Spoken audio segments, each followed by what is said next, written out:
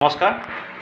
নগাঁও ঐতিহ্য মন্দিৰৰ নুলামী ষ্টেডিয়ামত নৱকুমাৰ ভূঞা পুৰণি আন্তঃক্লাব 3rd ডিভিজন ফুটবল প্ৰতিযোগিতা অনুষ্ঠিত হৈ আছে। নগাঁও ক্ৰীড়া সন্থাৰ উদ্যোগত নগাঁও নুলামী খেলপথাৰত প্ৰতি বছৰে দৰে হোৱা আমাৰ যি ফুটবল আমাৰ টুৰ্ণামেণ্ট হয়, চি ডিভিজন ইতিমধ্যে আমাৰ চলি আছে। চি ডিভিজন খেলত আমাৰ যোৱা 8 জুলাইৰ পৰা আমাৰ প্ৰতিযোগিতা আৰম্ভ হৈছে। অহা 22 তাৰিখলৈকে প্ৰতিযোগিতা চলিব। ইয়াত যিকেইজন টীম আমাৰ ভাল ফলাফল কৰিব তেওঁলোকে বি ডিভিজনলৈ উন্নত হ'ব। আমাৰ নৱকুমাৰ ভূঞা আমাৰ পুৰণি প্ৰতিযোগিতাখন চলি আছে আৰু এটা খুব সুন্দৰ পৰিৱেশত কেইবাটাও আমাৰ টীমে ইয়াত অংশগ্ৰহণ কৰিছে। এখন উন্নত মানদণ্ডৰ আমাৰ এই প্ৰতিযোগিতা চলিছে। আশা কৰিছোঁ আমাৰ ইয়াৰ পৰা ভাল আমাৰ খেলুৱৈ ওলাব।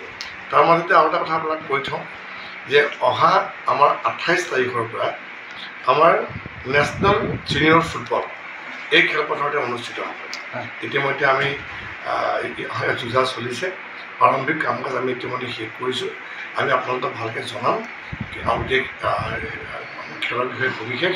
গতিকে আশা কৰোঁ যে এইকেইটা আমাৰ এই ফুটবল টুৰ্ণামেণ্টখনো নগাঁৱত আমাৰ এটা পৰিৱেশ সৃষ্টি কৰিব। গতিকে আপোনালোকৰ সকলোৱে সহযোগিতা কামনা কৰিছোঁ। ধন্যবাদ।